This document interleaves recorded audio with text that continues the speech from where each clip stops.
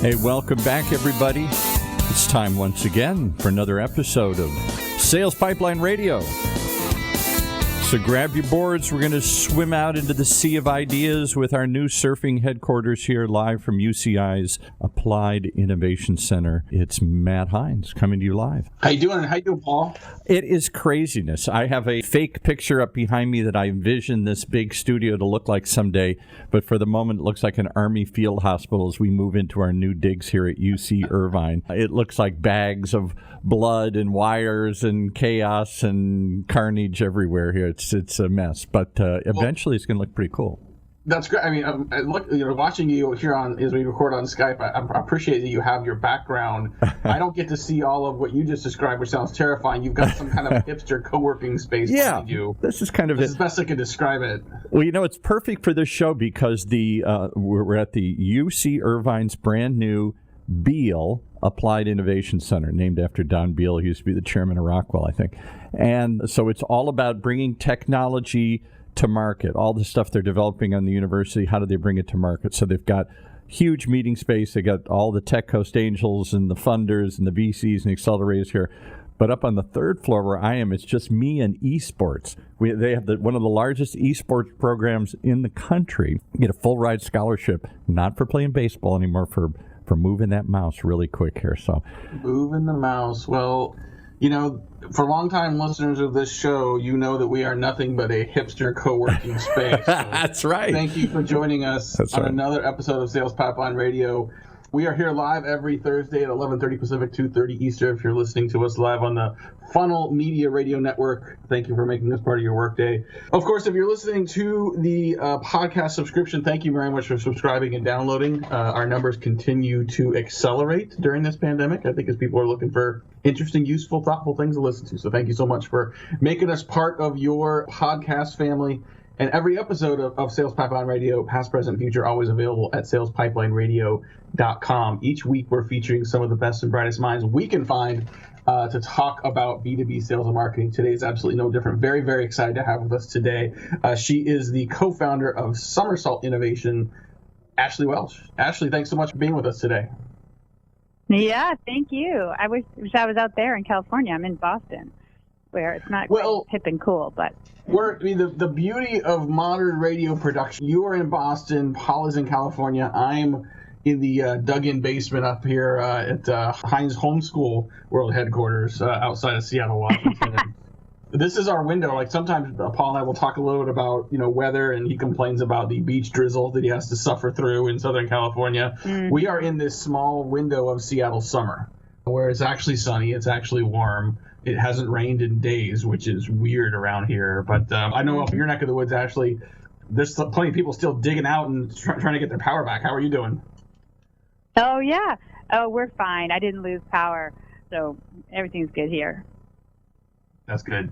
Well, I was excited to have you on for a lot of reasons, but I think your approach in what you're doing at Somersault Innovation, I think, is really, really interesting to our listeners, specifically because this isn't just sort of sales consulting. You're specifically bringing a mindset of design thinking to sales organizations. I had to learn what that meant. I'd maybe have you start off by just describing your business and what does design thinking mean as it relates to effective sales teams. Yeah, thanks for the question. So we are a sales enablement firm, Somersault Innovation, and what we have pioneered is bringing the tools, techniques, and mindsets from the world of design thinking into the sales environment to help sellers at all levels in the sales organization really stay customer-centric, stay co-creative with their customers, and then accelerate the deal cycle. So a lot of people will say, that sounds interesting, but what is design thinking, just as you mentioned? And even though many people haven't heard of it, most people have been a beneficiary of it. Design thinking is an innovation process that's used by many of the major organizations that we engage with, like Airbnb, Uber. Any Apple product has come out of a design thinking process. The Quick toothbrush, if you've seen that around now, come out of that. And what's different about a design thinking process from a regular problem-solving process is it always starts with the end user, so the customer, and really paying attention to what does the customer care about and sort of being a detective with curiosity to get down to underlying interests and motivations, and then using that as your inspiration for what you create. And in our case, for what you sell versus, or how you sell versus moving forward with your best idea or just knowing that a customer must need your solution. So it's all about customer centricity, and there's some really tactical tools and tricks from the world of design that can help us as sellers be more effective. Are there particular organizations that are better suited for this approach? Are there some where you sort of see particular red flags or warning signs or signals that this approach would be particularly useful? Yeah, I think the more complex a sale is, the more useful this approach is. Because if you're, let's say you're selling something very simple like water filters, and you don't have a whole lot of options here, and it's not that complex in terms of the need, then you don't need to go into this co-creative move. You don't need to really do deep discovery. Whereas if you're selling a complex, say, software system, you really do need to be on the same side of the table as your customer to figure it out together. There's so much unknown. There's so much ambiguity. And that's where I think some of these tools become particularly useful. Talk a little bit about the discovery process in this approach and sort of how it sometimes differs from the typical list of sort of discovery or qualification questions that a seller might use. Yeah, it's interesting. I was just talking to John Barrows yesterday, who's also in sales enablement and has a great firm, and we were talking about just this idea of qualification. Like if we go in with the mindset of like, I have to qualify you, then I'm pretty narrow in my focus of questioning, right? I'm just looking for, do you fit? Do you have a problem that my solution can solve? So it's not to say that we don't all have to qualify because we can't waste our time, but what the discovery space that we talk about, or the mindset of discovery that we also talk about, is sort of go into a conversation with your customer or do your research in a way that you're looking to learn new things that have been undiscovered by you about your customer and even their customers and what they care about. Because if you can come in with this sort of beginner's mind, not just looking for the problem that your solution solves, you actually are open to more opportunities and more things show up. There's something called motivational bias, which we all suffer from, which means we look for things that confirm our assumptions, and we literally miss disconfirming evidence. We sort of push it aside because it's disconfirming. So if you can sort of acknowledge that and then stay open in your discovery, so much more shows up.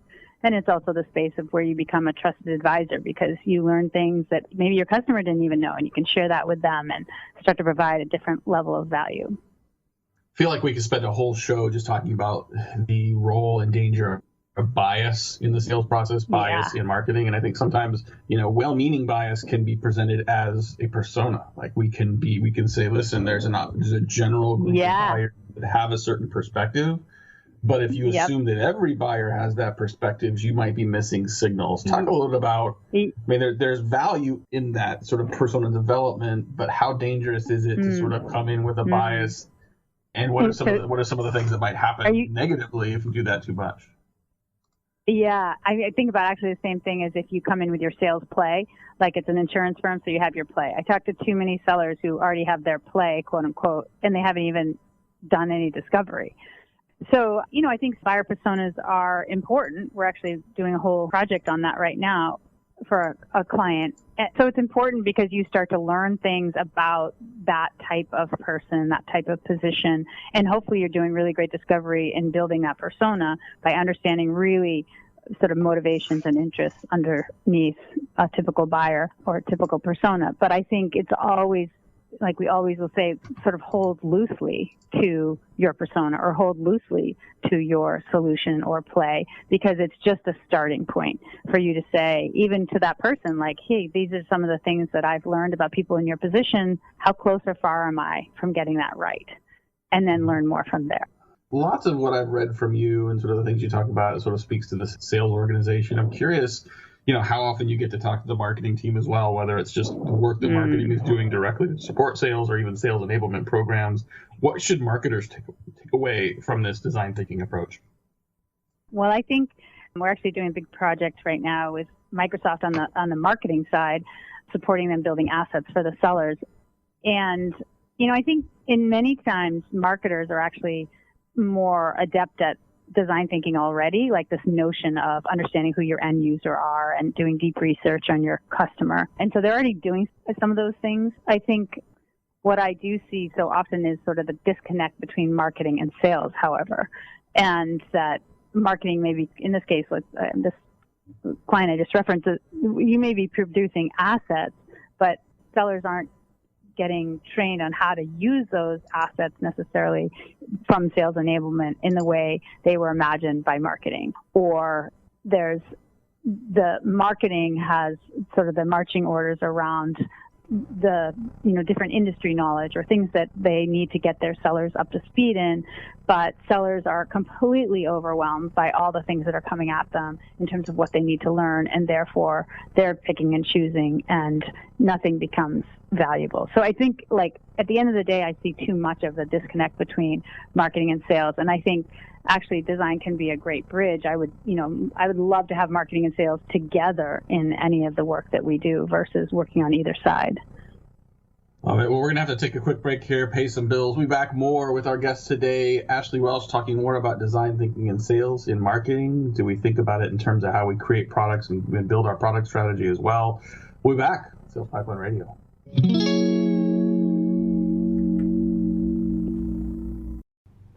How do you continue to drive predictable revenue in an increasingly unpredictable time? Creating a revenue growth engine is no small task, nor is it one that can be done overnight. And these days, it can feel harder than ever to hit your stride. So how can you overcome the obstacles? Read the new research report on the state of predictable revenue growth from 6 Sense and Heinz Marketing. Get it now at hub.6sense.com/PRG. That's hub.6 sense.com/PRG.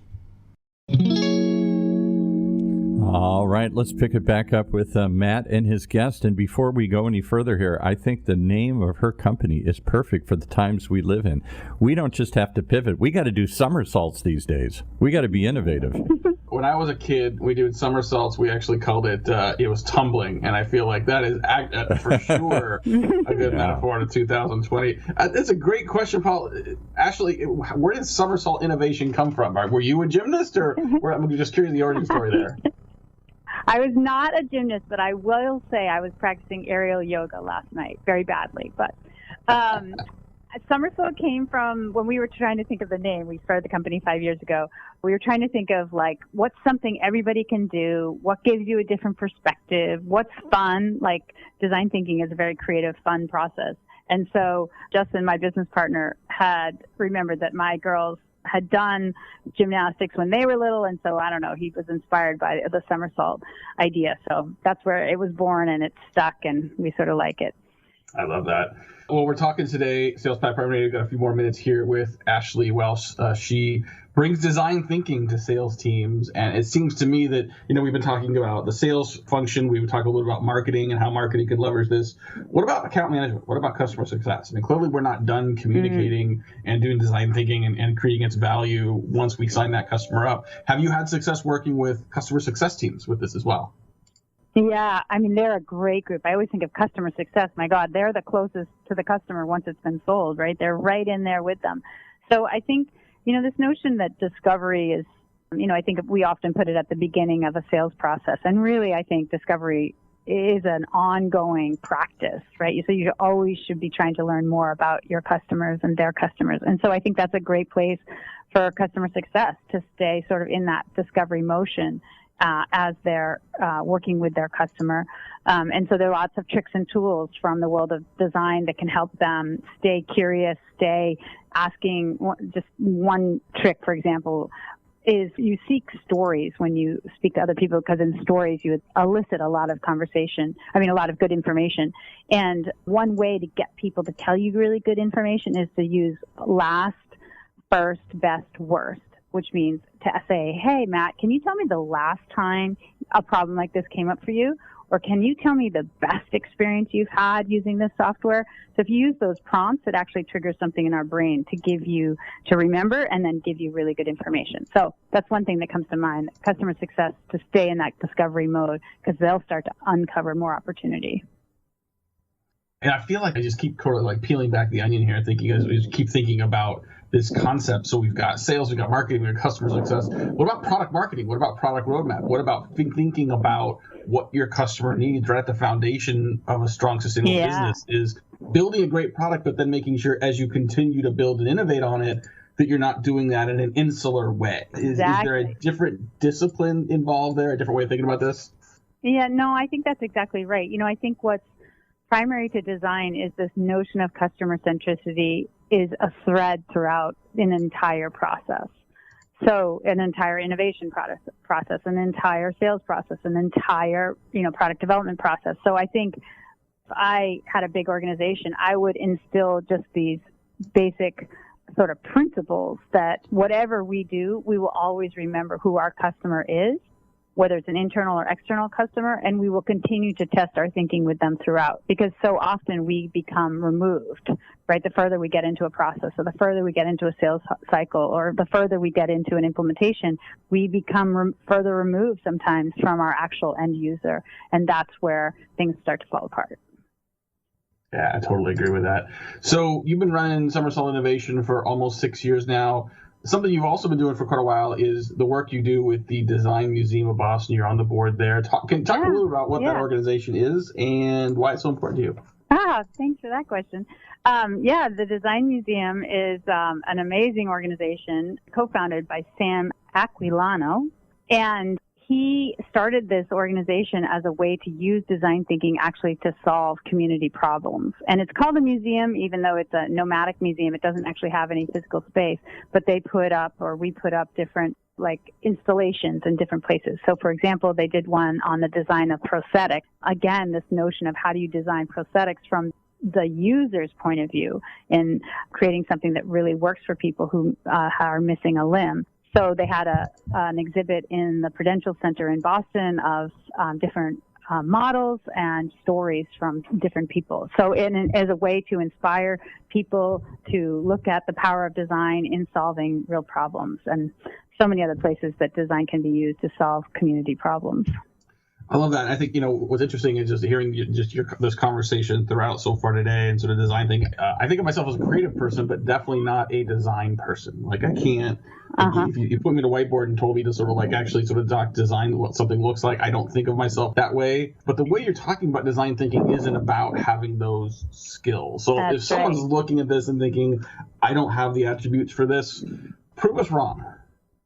Yeah, I think that's so true. Whenever we do our work, even with sales organizations, we're saying you don't have to be creative. You don't have to be a great drawer or any of the sort of the assumptions that come with this notion of design. And what we're really talking about is this customer-centric, curious, empathic approach to solving any problem anywhere in the world, and thinking it's sort of like the designer's lens, which is all about those things. It's not necessarily about being a great drawer or constructor of objects.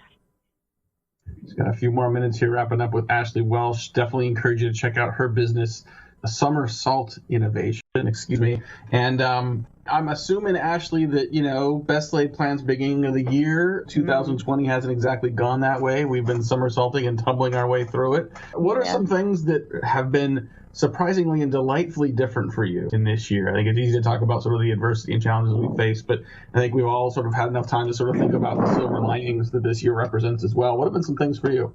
Yeah, thank you. It's a great question as well. Well, I think personally it's been great for me to spend more time with my girls who are 19 and 17 and have to hang around a little bit more. So I love that aspect of it. I think on the professional front, it's caused us to somersault more quickly than we might have into new spaces. And one of the things I'm really proud and excited about is a relationship we've developed with Mural, which is a digital whiteboard. They're awesome. They're awesome for collaborating remotely, and so we have a partnership with them, and we're starting to teach sellers how to use different frameworks digitally with their customers in order to collaborate online. So not only are you now collaborating on Zoom, but how do you create a digital whiteboard where you can both add information? And as one of someone I was talking to at SAP in pre-sales, he said it's amazing when you put up a digital whiteboard and you invite your customer into it, how much information that they will give you, because you've created a blank space for them to add their thinking, and you get so much more that way. So that's a partnership that came out of this COVID environment that wouldn't have evolved otherwise.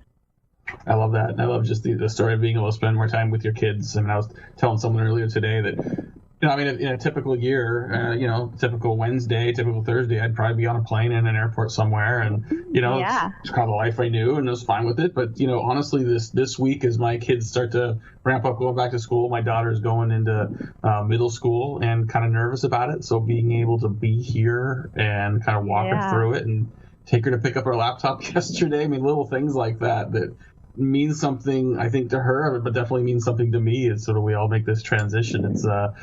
It'll be interesting to see as the world opens up again, eventually, maybe, how many of those things we'll go back to. And I think, related to that, a question for you about, as things you've continued to evolve back into a new normal, what's something that maybe you're really excited about getting back into? And what's something that you're not going to go back to because you realize it's not something that's a priority for you? Well, I have to say, I'm in sales. I've built my whole career in sales, and I do miss the face-to-face. I was just talking to someone this morning, and I said, where's this person that you're talking about? And he said he's in Dallas, Texas. And usually I would have said, great, I'll get on a plane and let's go meet and let's talk.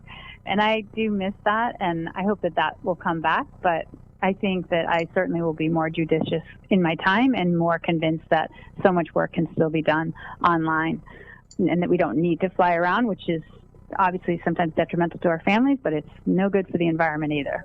Yeah, that's true. Do you think, obviously in the sales world, road warriors have been a big part of the culture for a long time. Are we going to get back to road warrior status? Do we think that we are seeing the beginning of the end, or the end of the beginning for sort of field sales? Are we going to be doing it more remotely now?